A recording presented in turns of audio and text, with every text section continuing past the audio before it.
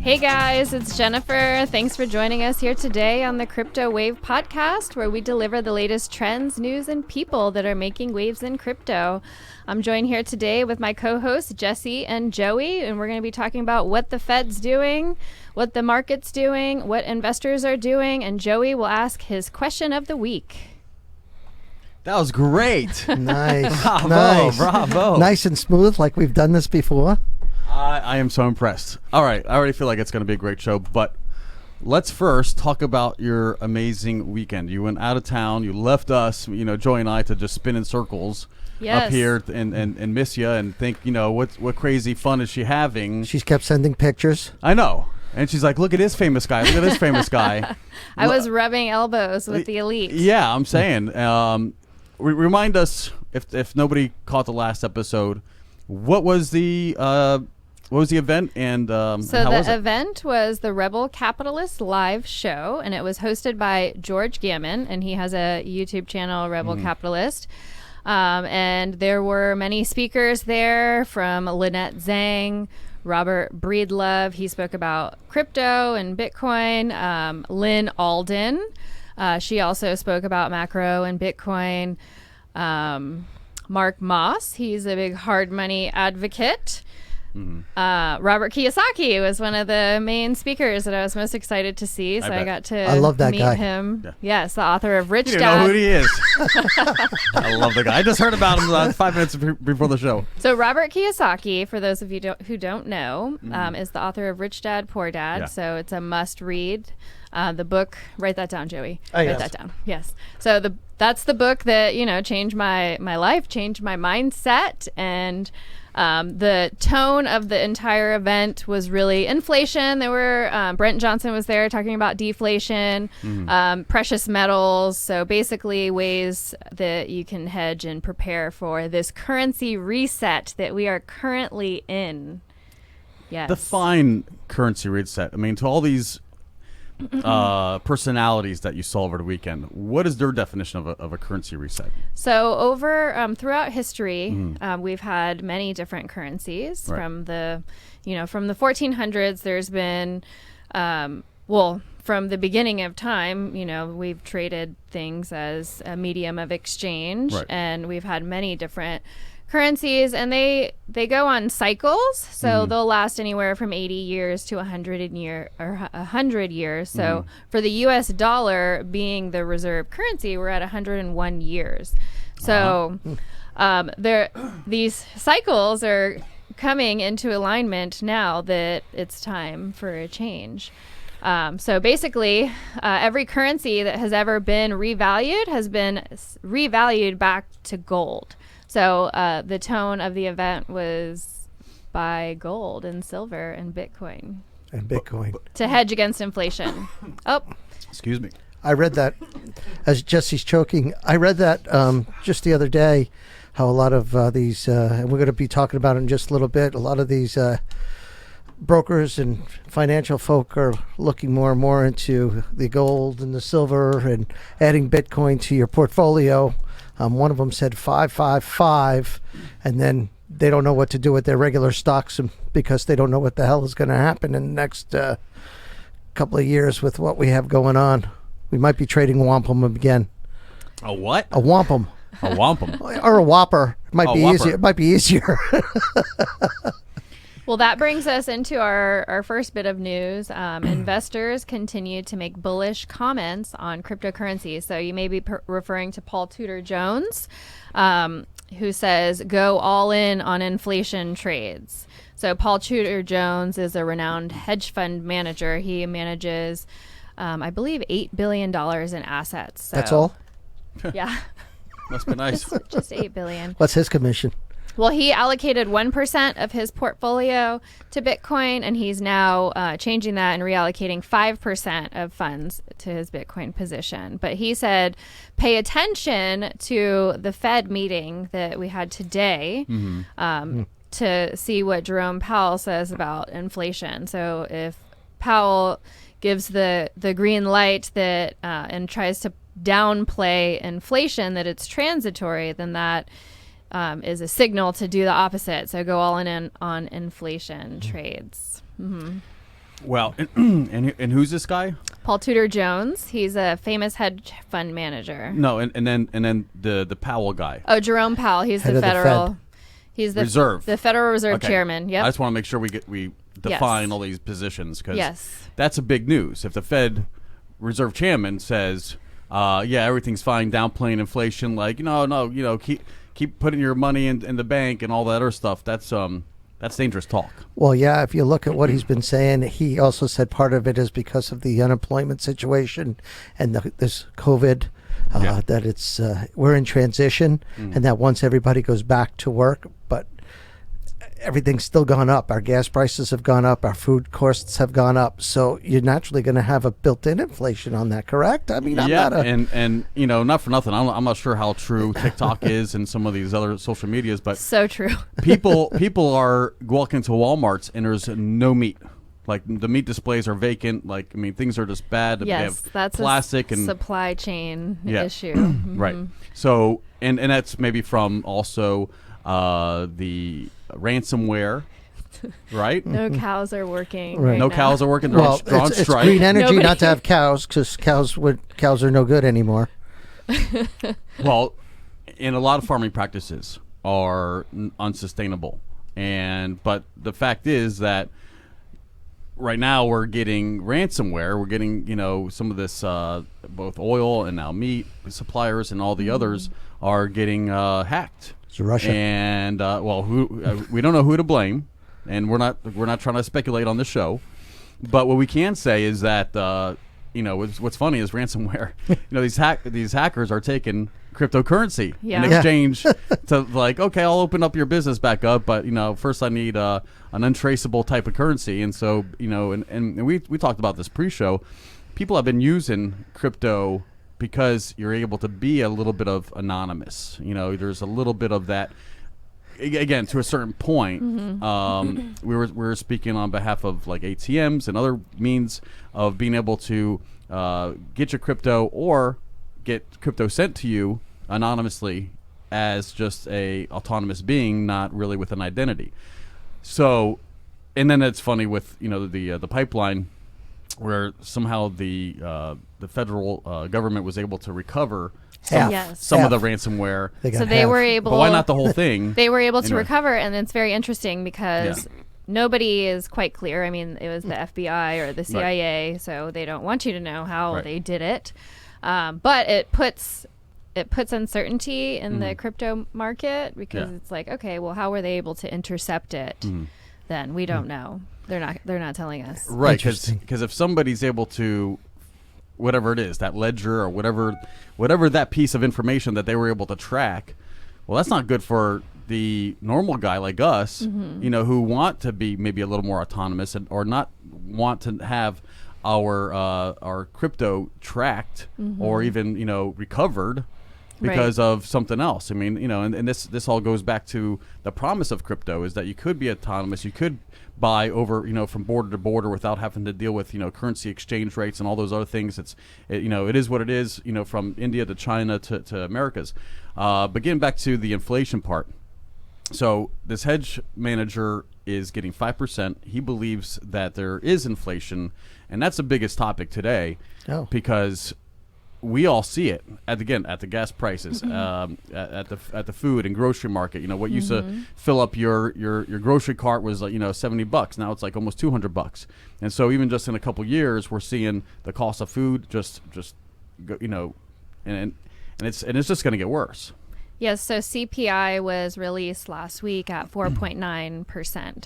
So they try to keep it around 2%. So today, the Federal Reserve concluded with higher expectations for inflation in 2021, along with earlier timeframes for interest rate hikes.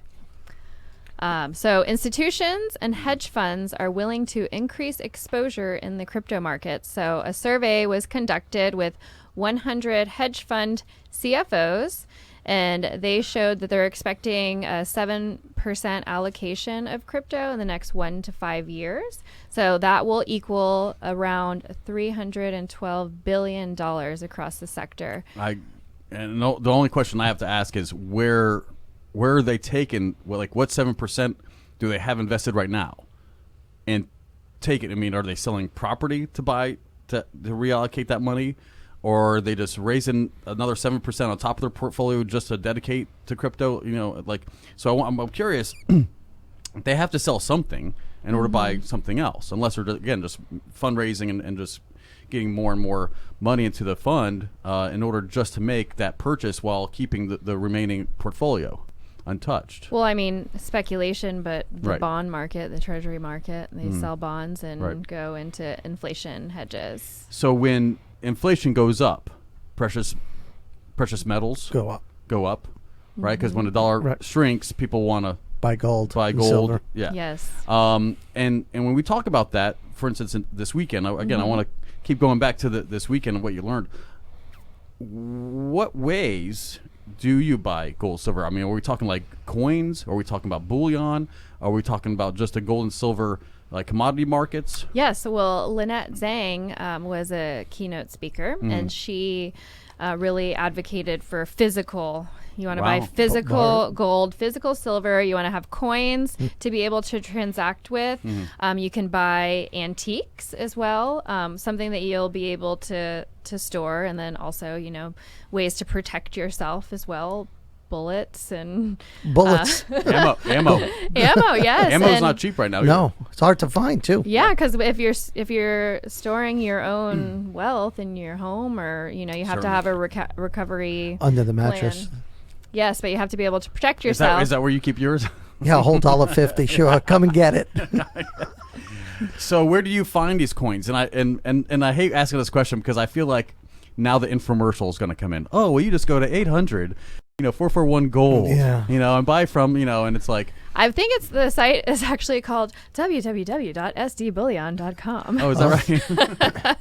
So they all have like an in, like, oh, you want to hedge this, and just so you know, I'm also right an now- affiliate, so everything you buy, I get a piece of. Right now, the precious metals market is, there's a great demand for it, and they're out of stock.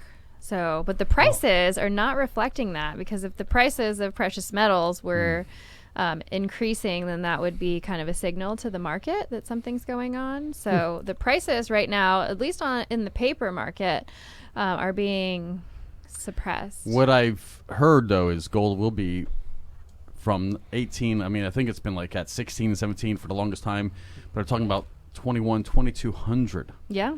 announced by the end of the year. But they're also talking about Bitcoin being 100,000. Yeah, according to the stock to yeah. flow model, Bitcoin should be at 100,000 right now. Not for nothing, but McAfee's been, the famous McAfee. Yeah. He's been talking about Bitcoin being 100,000 last year. So one of these years he's going to get it right. Gold right now Yeah. is at $1,811.31. Right. And it's up $47. Oh, no, it's down $47. Okay. So, Yeah, I think the market, after Jerome Powell spoke today, Right. went down a little bit. Gotcha. because it was at 16 for a while. Right. You're right. Yeah, so for the longest time, precious metals, again, you don't really need physical gold. I mean, you really can't exchange it. You can't walk into a bank and be like, here's $1,800 an ounce. They're going to look at you and go, what are you doing? Like, yeah. I got a guy. So how do you spend it? I got a Yeah. guy. You got a guy? I got a guy. We need your guy. We need to be I got a putting guy. his website. Well, if you have a guy, maybe we could help sell him or, sell his gold or whatever he has. I mean, is this what Mel Fisher? I mean, who are we talking about? Don't worry about it. Don't worry about it. He's Don't got worry a guy. about it. I got a guy. You don't want to. You don't want Joey Bag of Donuts over here. I got a guy. Joey got a Bag of guy. Donuts, go to guy. All So right. you're I got a gold guy. you're hoarding all the gold for yourself. That's See. what I heard. I'm Italian. Half of them are gold chains. But I got the Mr. T starter set. You took the words right out of my mouth. I had not just the one. I had two. I had a rope chain too, and it was like and my friends would always tease me like, "Oh, nice Mr. T starter kit." I was like, you know what, mafangu. Yeah. That means hello Yes. in Greek. With All this right. too. Continuing on, 401k plans allow workers to invest in crypto. So the retirement market is around $22 trillion. Wow. And this is, there's been a partnership with Coinbase that will open the doors to the market. So with the record high inflation rates that we are storing, we need a way to store our wealth. And so this gives exposure to the $22 trillion market into crypto. But they are capping the amount that you're allowed to invest at 5%. But there has been, a call from younger investors and people that want exposure into the crypto market. It makes sense. The younger kids, that's what they know. They don't really know stocks and bonds. They're buying. And not for nothing, we all know how 401k works. Usually your employer will match what you give. So you're giving 3 or up to 5% of every paycheck. Well, why wouldn't you want to choose where that 3 or 4 or 5% that you're electing to go from your paycheck tax-free into your 401k, which is really just an archaic tax law. It's not really good investment vehicle, much like a life insurance or some kind of annuity or something. There's other ways to do it, IRAs and other things. It was a scam from the banks, basically, to get you to trust the banks and to get employment loyalty. Right. It was, all a play and from a toaster. the banks. Yeah, and so that tax law is archaic. But people still use it because they feel like, again, employers are like, well, we incentivize with a matching, retirement fund, but it's just so bad. And Bitcoin has an annual return rate of 200% a year. Like, what other asset offers that? Not money, not many, not the market, unless not even Amazon, where you're getting 200. Maybe 200% in 20 years, maybe 300%. Yeah. But whatever it is, it wasn't gradual, and just like Apple and just like, a lot of the other blue chips, they have their period of, really, really climbing, but then they plateau, and they're going to stay plateaued, and hopefully, they're always making their investors happy, or, we know investors, a bad jobs report or bad, any kind of earnings report, they're like, okay, we're dumping it. And so it's really hard to maintain that loyalty unless it's trapped in some kind of intangible piece of whatever, like a 401k, because you can't take it out without a huge penalty. Yes. So you're forced to hold on to those blue chips and some of those other legacy stocks. Well, I think that it's just great for the space because it legitimizes crypto. It opens the market up for so many more people. It makes it real. So let's backtrack because, again, pre-show we had a great discussion. I guess we should record our pre-show, but we were talking about how some of the first things that I heard about Bitcoin and other things were, well, it's how the dark web buys all these illicit drugs and stuff on the Silk Road, right? And the Silk Road is this really horrible thing that only like dark web users go to, and they don't want to be identified, so they use a crypto or some other kind of sinister currency to buy all these illicit things. So it's been a turnoff. So it's just been where I think we're finally turning the market where it's like everybody's been like, no, stay away from Bitcoin. You'll never make any money. It's a scam. It's a scam. Like I've heard over and over again. Yeah. Except this scam went from 10 cents in 2011 to $40,000. It's a scam for only so long until people are like, it's not a scam. Like, this is real. And even I gave it a try. I bought Ethereum at I think $100 or $200. It doubled in 3 weeks. This is circa 17, 18. And I'm not being greedy, and I sold it. I'm like, okay, crypto is real. I literally just doubled my money in 3 weeks. Had I kept it, it'd be worth a nice big chunk of Ethereum. And one thing that I've been reading, I'm the novice in this room, but the one thing that I did look at is a lot of these coins are backed up by the dollar. Did you know that? How much is that true? It's what I've been reading. Well, backed up by a dollar? The ones that are trying to be legitimate, the ones that are trying to be legitimate are backed up by a U.S. dollar. Because we discussed stablecoin last episode. Yes. Right. And I'm just throwing that out there. Yeah. I did a little reading. Yeah. Pictures. I just don't know how much of that is true. Jennifer? Well, it depends on what you're talking about. If you're talking, a lot of the stable coins are supposed to be pegged 1-to-1 to the dollar. I wouldn't necessarily say backed, because if anything, like the crypto market aims to be decentralized. We're trying to break away from the traditional financial system and onto the decentralized financial system, where we can be our own bank, where we don't have to be pegged to the monetary policy and the inflation rates that are built in. Right. So there may be some coins that are pegged to the dollar. I'm not sure that you have to. All I'm saying is maybe that would make people feel a little bit more comfortable knowing that it has that type of backing, so that it I feel more comfortable knowing that it's not. Oh, I understand that now. Oh, absolutely. Because today. Sure. If my Bitcoin goes down when the U.S. dollar goes down, no, I agree. That's not. You're not hedging against anything. Right.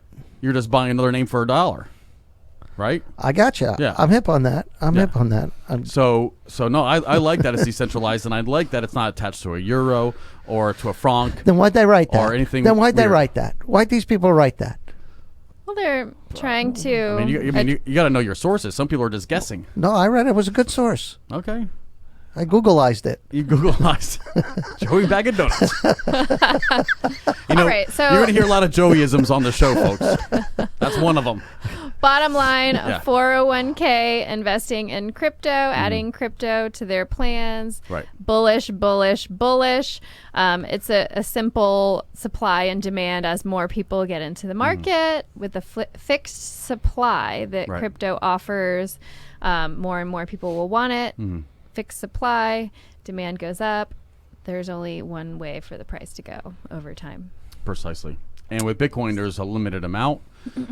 Other coins like Doge don't really have a limit. It's just, buy as much as you like. Maybe it'll go up, maybe it'll go down.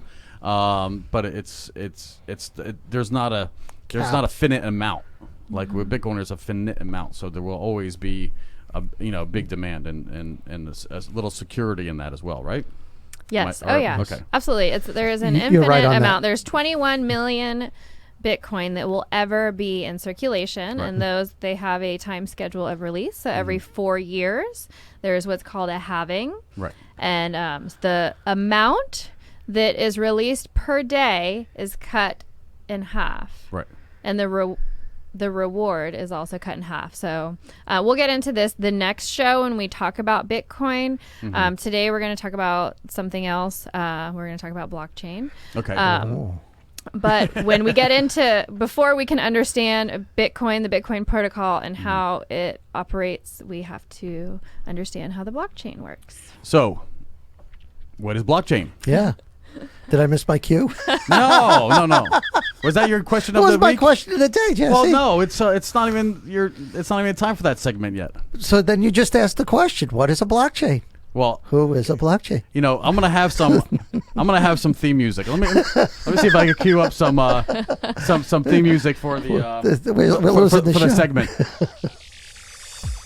And now it's time for Joey's question of the week. Okay, well, I'm going to repeat what Jesse said, because in case people were sneezing or weren't paying attention at that point, we'll just ask, what is blockchain? Everybody's asking, what's blockchain? So what the hell is it? All right. Well, blockchain is one of those words that can confuse even the smartest investor. So I'm going to explain how blockchain works. Yes. Oh, I can't wait. So blockchain is a decentralized public ledger or a record of data that all users can see. So it's decentralized. So it's decentralization is the process where you spread power throughout. So no one single entity or authority has power. So there's no government. There's no one single person that's in control. So decentralization is distributing the network throughout multiple sources, and there's no one single point of failure. So blockchain is a chain of blocks that hold information. So you can think of the blockchain as like a spiral notebook. So each page is chained together like by the spirals of the notebook, and each line, so each line would represent like an entry of data. So once the page or block is filled with data, you move to the next page that's like chained together by the spiral. Right. So each block contains information from the previous block. So the information like the sender, the receiver, the amount, and the hash. Okay, so the hash, you can compare it to like a fingerprint or signature.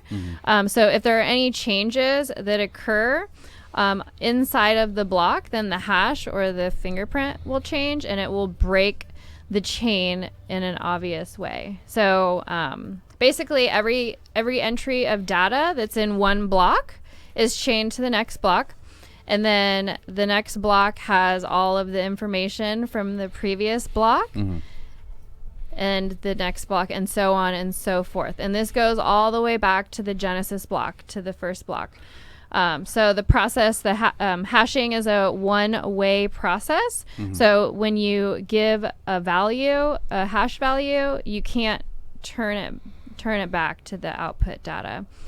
So each line of the notebook represents a transaction. Once the line on the page fills, that would be considered a block. So every 10 minutes, there are the block is updated. So it's not necessarily that like the whole page fills up. It's more every 10 minutes that it's verified.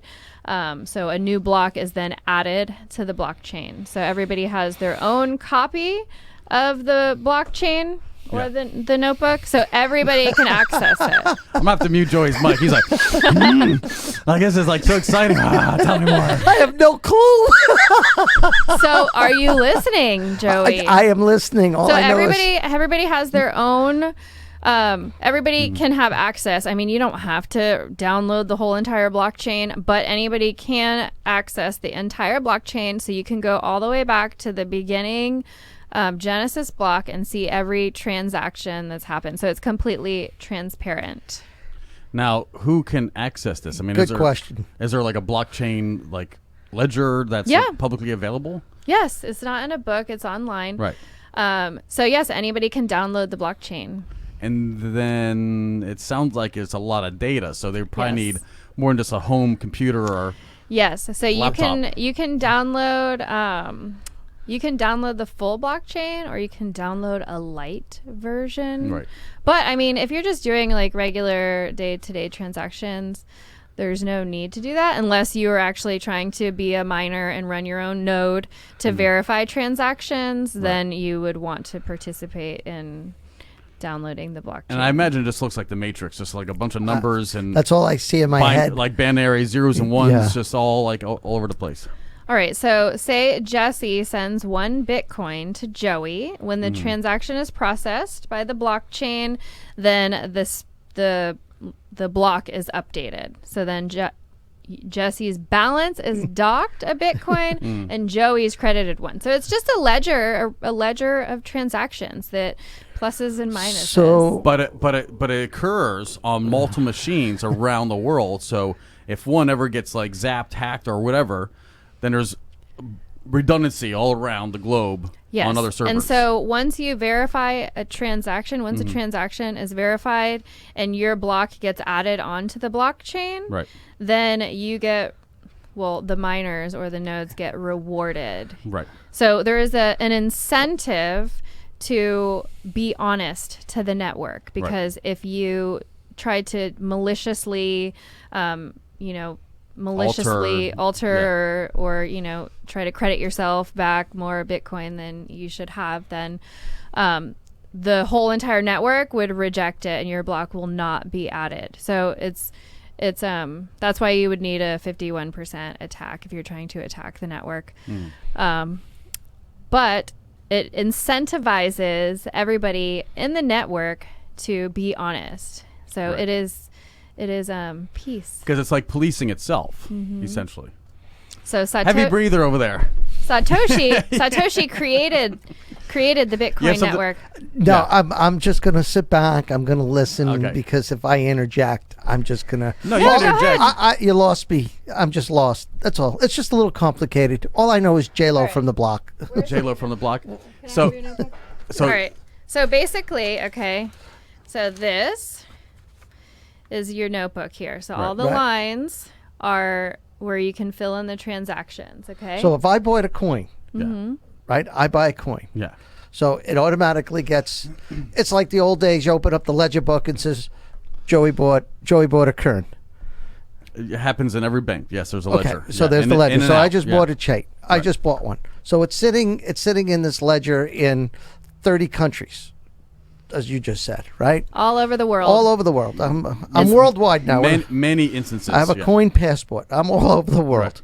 So it's saying that I own one coin, Yeah. a share, not a full, just a full coin, or am I buying a share? Is it any is it any transaction? Yeah. Whether I buy, okay.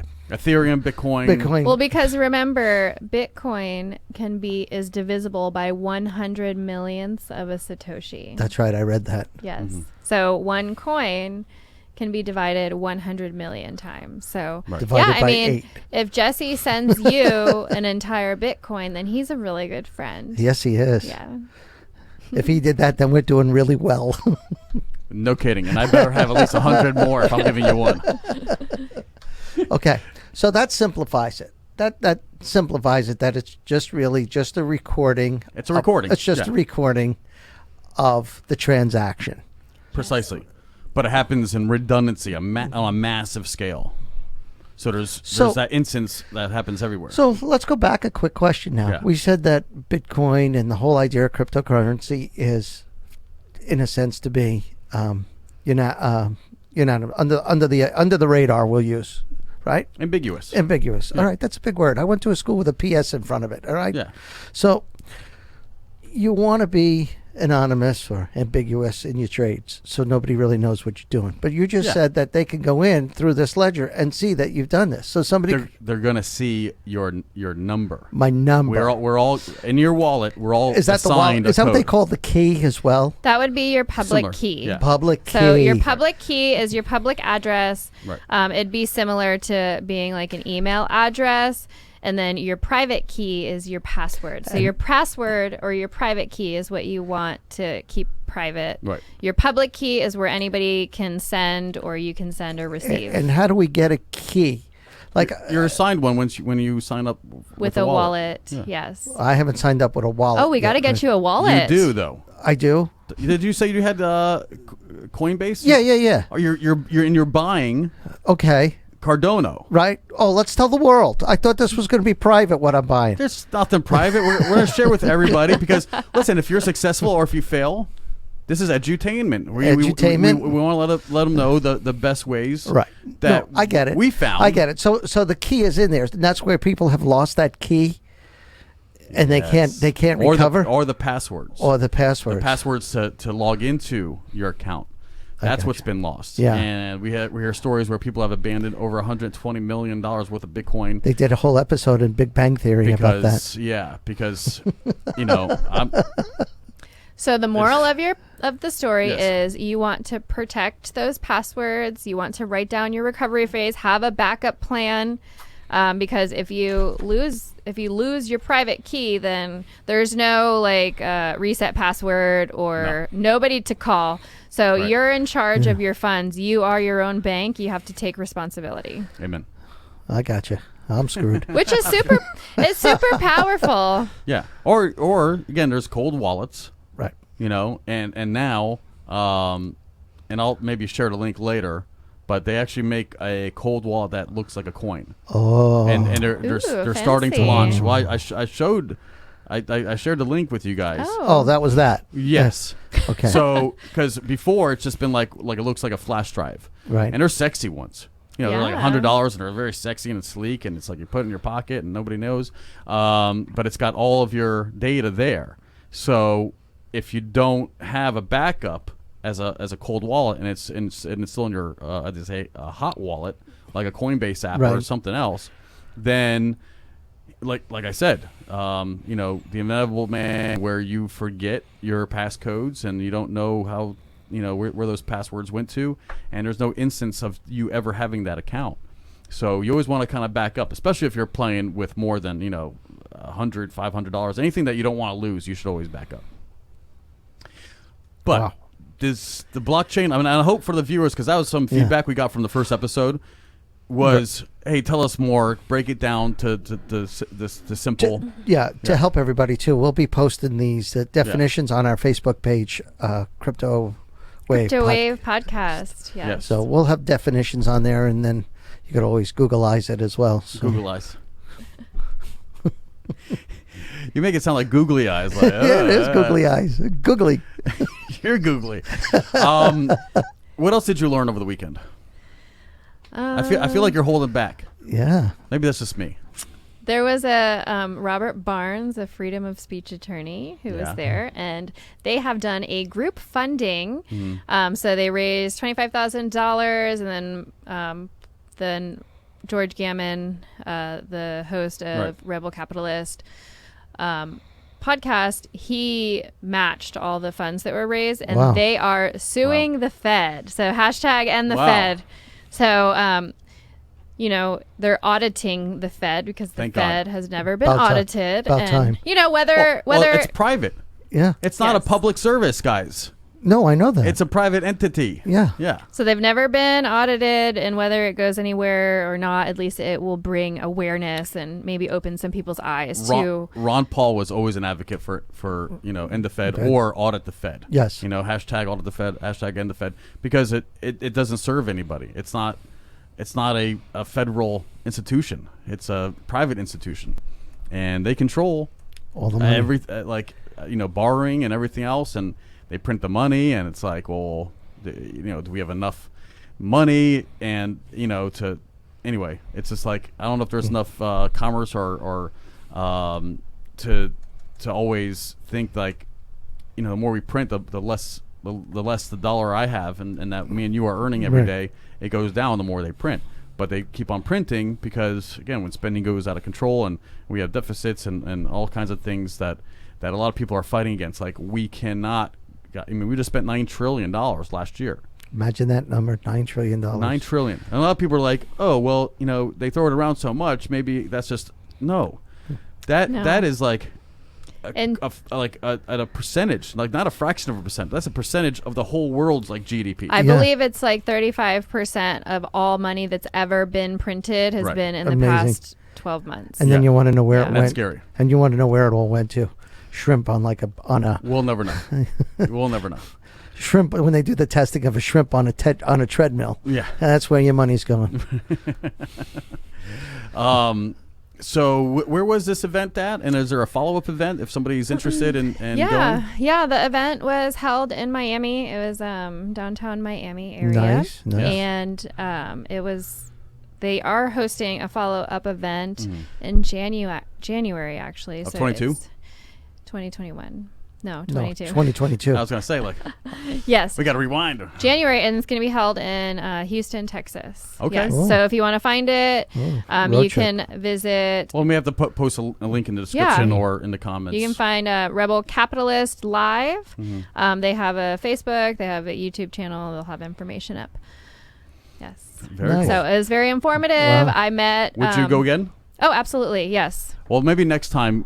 Share the pictures, and we could put it up here on the broadcast. Yes, it was great, and because it was such a small, intimate event with like-minded people with the same mindset, 500. Oh, that's intimate. That's it intimate. was, yes, and there were scheduled cocktail hours and scheduled dinners and everything. So we really got to just have conversations and really get to know these people. But people came from all over the country to this event, and it was nice just to talk with people who are like-minded and have the same views. Well, I do like that. Robert is a little less polished. And even though he's written many books, and a lot of them are what they think like as far as like fundamental or learning or self-help, but then these guys also let loose, and they're approachable, it's and part of their shtick.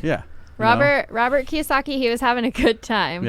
And I met his wife, Kim Kiyosaki. I also read her book, Rich Woman, so I got to speak with her. Awesome. And then Millennial Money, Alex from Millennial Money was also there. So it was cool to see the people that I follow regularly. Right. to get to meet them, and they're all just regular people, and they're we'll trying to spread the word. We'll have to put their links in the description of this episode as well. Yes, absolutely. We're mentioning them, so we might as well give them a little credit, and we can learn something. Other people can learn. And yeah, because as our episodes continue, we're going to bring the current state of crypto, but we also want to be, again, a little bit of education. So we're not going to just dumb you down with current events and use a jargon without explaining like what we're talking about and just things that are just over your head. Because if everybody's using advanced terminology, anybody who's looking from the outside in going, okay, what's my first step, and what are these definitions and so on. So again, I think edutainment is the mission of the crypto wave, and because it's coming fast, and it looks like it's going to be nonstop. The crypto wave is coming fast, and you don't want to be wiped out. Oh, I like that. Nice! That was slick. I think she's becoming a little hostess. Yeah, she's getting it. Just took one episode. Wow! Wow! Now it's like, wow! Yeah, it's when we get the shush. Yeah. When she starts to shush, we're in trouble. Exactly. And hopefully her hair looks more auburn and less darker I'm glad you're not drinking out of a green Solo cup. No, God forbid. Your mom would be happy. Yes, because she said that's not a nice looking glass. But that's a lot of vodka on ice. Well, if you sit here, you need to lick it up too. Well, knowing that your friends and family are watching you, we need the viewers. Yeah, right. Subscribe and like us, please. So anything further? So AMP is on Coinbase. So I'm just sharing a little bit about my week since we met last. Since anybody asked, I earned 3 AMP. Nice. For just watching the videos. And by the way, Coinbase for the longest time, EOS, Tezos, like all these things. Like I've been staking Tezos for like the longest time, even though it's like 0.00000 of a whatever.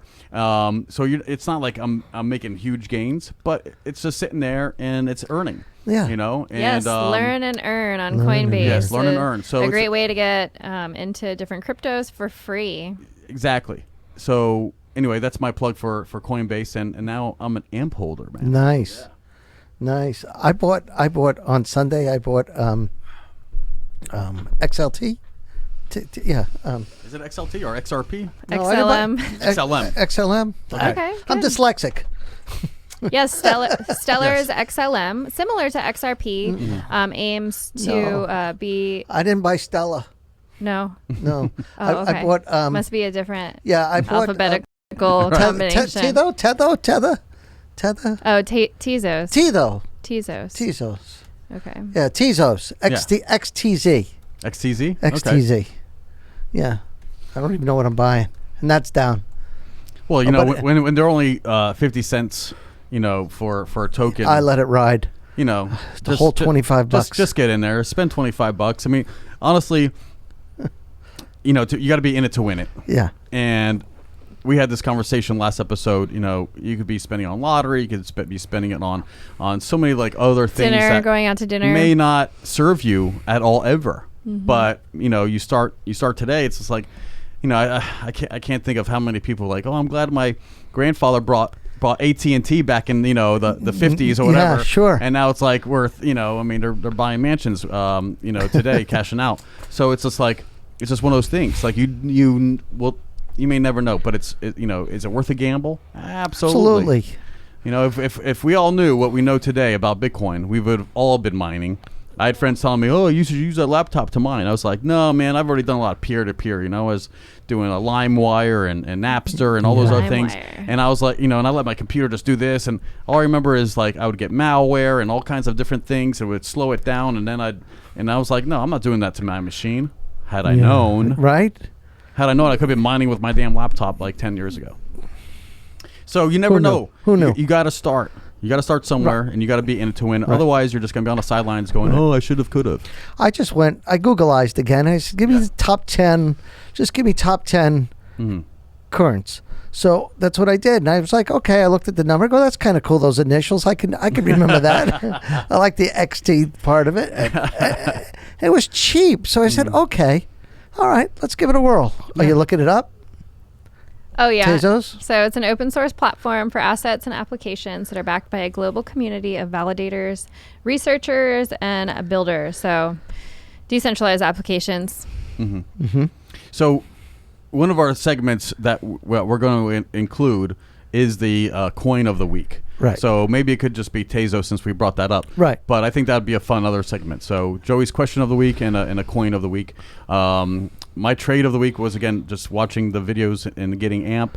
So I would recommend that to anybody listening. Just go on Coinbase and watch to earn. I think it's one of the more fun things, because then you also get to become knowledgeable about what these coins do, because they all have a mission. Right.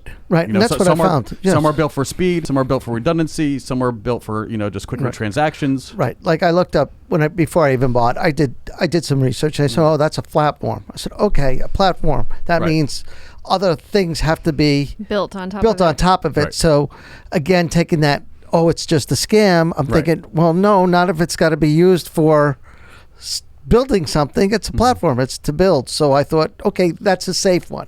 I'm not going to risk $25. You know, you know how many pizzas I could have with that for $25. Yeah, At least maybe one. Maybe slices of pizza. That's like 25 slices. Yeah, but like I said, it's just one more thing to do. And you don't know where it may go, but if everybody's going to be hedging, and you look at the portfolio, it's $93. All that money, right? It's like, okay, it's $93 at the end of the day. That's more than mine. It's not like it's thousands and thousands of dollars. We're sitting here. Oh, I bought, but it's just fun. Just put in $20. No, I've probably traded at least like $2,000, like up and down. I'm certainly not a heavy hitter like Jennifer or some of these other people who do like day trading and everything else. And it's like, I'd love to participate, but I got other things to do with my life than watch. No, I get it. Candles. On a screen, like, oh, there's another trend. And a lot of these kids now, they're doing it late at night. They're doing it in the middle of the night. They're taking their bar mitzvah money, and they're trading. There was an article not just in coins too, but they're now getting involved in stocks too. These kids. There was a whole article in Barron's this week that my father turned me on. He goes, "Oh, these young kids, look, they're all getting into stocks." The Robin Hood kids. They call them. Yeah. Yeah. You know what? It's. I think it's great. It's the Friar Tucks. Yeah. It's a new. They're stealing from the rich. It's new for a lot of people. It's kind of just opened the world of finance up to a lot of these younger people. I think that's what it is. And we're coming into an age where you can manage your own funds. You can do a gamble. You can make bets on things, but ultimately it's gonna gain exposure. It's gaining financial knowledge to younger people. Well, one of the biggest critiques, I think, in the last 30 years has been the decline of financial literacy. People are graduating high school without knowing how to budget a checkbook. I wonder why that is. It's the school system. It's a conspiracy. Let's not even go down that path. Financial education. I get it. I get it. But let's be honest. Financial education is not taught in schools. When people don't know how to manage money, and it's so much easier to talk them into a credit card that's 25%. Right. 25% credit cards wouldn't exist when people know the value of money and know what 25% of everything you spend. Oh, I'll just put $500 on it. Yeah, but in 30 days, if you don't pay that balance down, that 500 just became like 600.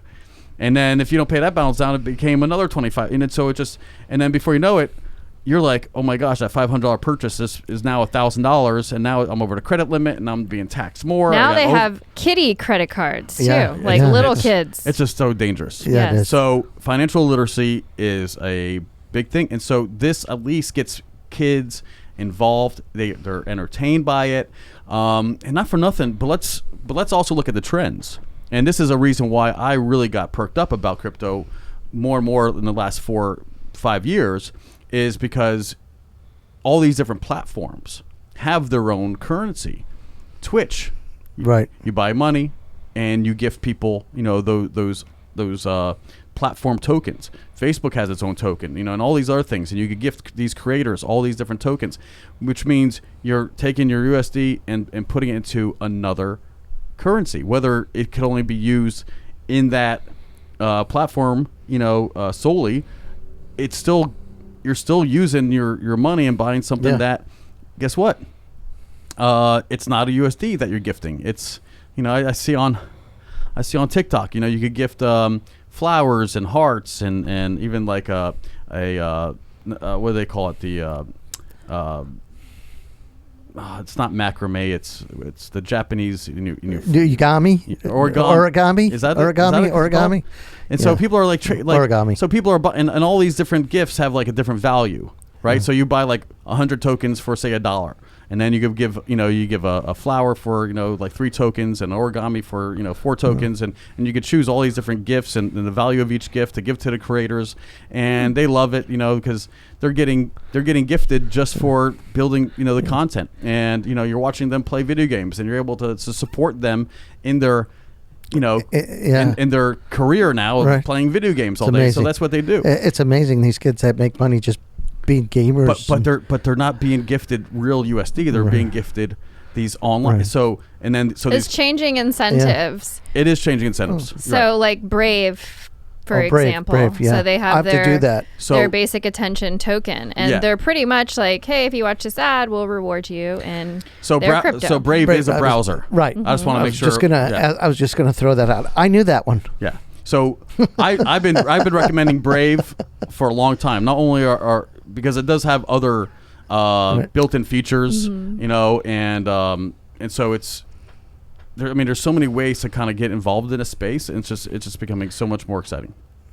But again, when kids are able to gift other kids, a token or buy skins in Fortnite with these built-in tokens in these apps, well, they're already doing the work. They're already exchanging USD for other crypto or other currency, and whether they live on multiple platforms or just a single platform.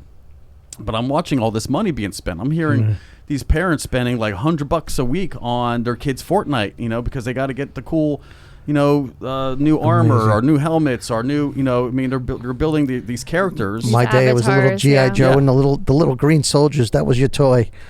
Well, Joey, stop aging yourself. You went to Woolworths or Monkey in the Can. So it's and I'm so glad. And then you have like the guys on Reddit who are also doing fun things. I mean, shorten or what they're doing is when the stock is being squeezed or whatever, they're able to like combat the squeeze or whatever by buying into it. Anyway, they're doing crazy things against hedge fund operators who normally will take a failing thing, they'll bet against it, but then these guys will go and keep the prices high, so the hedgers are losing it, and they're trying to short it. And then anyway, so there's all these, now there's all the terminology, squeezing and shorting and hedging, and so these kids are learning finally what Wall Street has been doing for so long. But here's a question that I have when we have these young kids, 16, 17 years old, and they're out there hedging, they're on crypto, and they're night trading, so to speak, and we're going to have this young kids with newfound wealth. If the sharp ones know what they're doing, by the time they're 22, 23, they're millionaires. They don't need to go to work anymore. What happens to our work pool? What happens? I mean, are we becoming? I mean, we've always been lately. Were you a material girl? I mean, that's a whole nother episode. Let's not get ahead of ourselves, because I get it. How are they? What are they going to exchange into? A failing dollar that's completely depreciated? Because honestly, I mean, even if they did in 3 years buy, cash out, so to speak, their crypto and exchange it for USD. But if USD has already gone ahead and through inflation devalued to a certain point, they may not get what they thought they would, right, in today's market. So if they hold on, so there's a unique balance going on. But you understand what I'm saying? No, 100%. So you're making the point right there of why you don't want to cash out. We're ultimately converting to this new financial system. Right. So it's kind of a mindset change where you have to stop thinking in terms of dollars and start thinking in terms of you want to cash in to crypto. Point. Very good point. So not even going back the other way to take profits. Exactly. Because you could take profits by trading into another coin, right? And because if you know that Bitcoin may or may not be, spiking, based on trends, and you're like, you know what, I could probably do a lot more with this Bitcoin fraction if I get into a newer emerging token that's being offered at, a fraction of a cent today. And so, again, you may be making other gains with other coins instead of cashing out and making it available as USD. And there's really there's becoming less and less a need to convert to USD because more and more businesses are accepting Bitcoin. Real estate's already accepting Bitcoin. Amazon. And Tesla, they've all been flirting with taking Bitcoin. And again, when a lot of people have crypto, guess what? There's going to be a lot more retailers that are accepting crypto. Right. So we're coming to the 55th minute. I guess we need to kind of close this down, and so. You want to summarize what's going on, or maybe just tell people what they could expect next episode? All right, so next week we will talk about Bitcoin. So now that we've established how blockchain works, blockchain is the underlying protocol that supports Bitcoin and the Bitcoin network. So we'll go more into depth of how transactions and mining and nodes work for the Bitcoin network. Right. Nodes. Is that going to be the word of the week? That might be the word of the week. Although she sent that to me earlier today, and I looked it up, but we didn't have time to do a slide on nodes. So it was that, a fork, and there's a lot of cool words that forks, yeah. Well, fork you in the node. Yeah, I know, absolutely. Wouldn't be the first Fork time. you in the node. Wouldn't be the first time this week somebody told me that. All right. Well, thanks so much for tuning in, guys. Bye, Don't forget everybody. to like and subscribe. You can follow us on Facebook, Crypto Wave Podcast. You can also follow us on YouTube and Twitter. For more information on how you can get involved in cryptocurrency, please visit me at www.spacecoastcryptoconsulting.com. Thank you. Bye, everybody. Bye.